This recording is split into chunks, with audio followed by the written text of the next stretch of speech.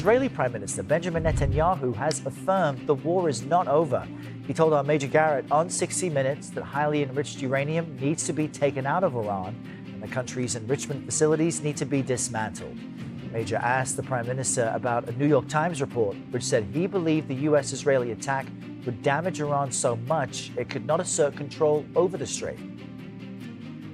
I don't think we could quantify it exactly, but I think that the problem of the Hormuz Straits was understood as the fighting went on. I think that's... It became understood. It became understood. Was it misread at the beginning? I'm not sure it was misread, but there's a great risk for Iran to do it. Joined now by CBS News senior foreign correspondent Holly Williams in Tel Aviv. Holly, good morning. What unfolded over the weekend and where, from your view, do things go from here? Hey there, Errol. Well, look, it took Iran several days to respond to a US proposal for a peace deal. During that time, Iran said that it does not pay attention to deadlines. Now the Iranians have responded, and President Trump is clearly not happy with what he heard. Presumably that means that Iran has not agreed to some of the key elements of the US proposal, which reportedly include the suspension of Iran's nuclear enrichment and an end to restrictions in the Strait of Hormuz.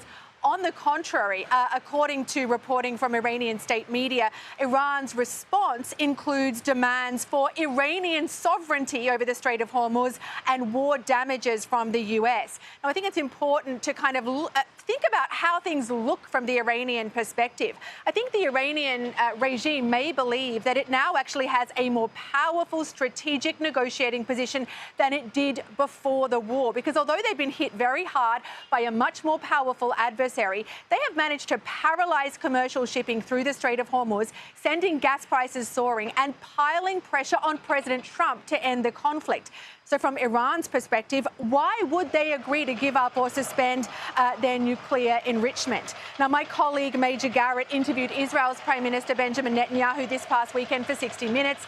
That aired last night. And this is what Netanyahu had to say about Iran's existing stockpile of enriched uranium. How do you envision the highly enriched uranium will be removed from Iran? You go in and you take it out. With what? Special forces from Israel, special forces from the United States? Well, I'm not going to talk about military means, but what President Trump has said to me, I want to go in there. And I think it can be done physically. That's not the problem. If you have an agreement and you go in and you take it out, why not? That's the best way.